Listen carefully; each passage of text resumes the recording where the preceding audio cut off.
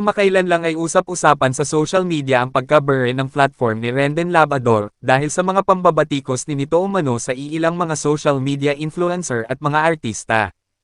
At kahapon lang September 29, 2023 makikita si Rendon Labrador sa interview ni OG Diaz at naglabas ito ng kanyang salooban. Naibahagi din ni Rendon na galing siya sa pamilyang walang bilib sa kanya, at ginawa niya itong inspirasyon para tumayo sa sarili niyang mga paa simula sa pagmomodel, hanggang sa makapag-build ng sarili niyang gym sa BGC. Sabi ko, balang araw, I'll make you proud. Marami naman ang humanga kay OG dahil sa pag-interview nito para marinig ng mga netizens ang panig ni Rendon.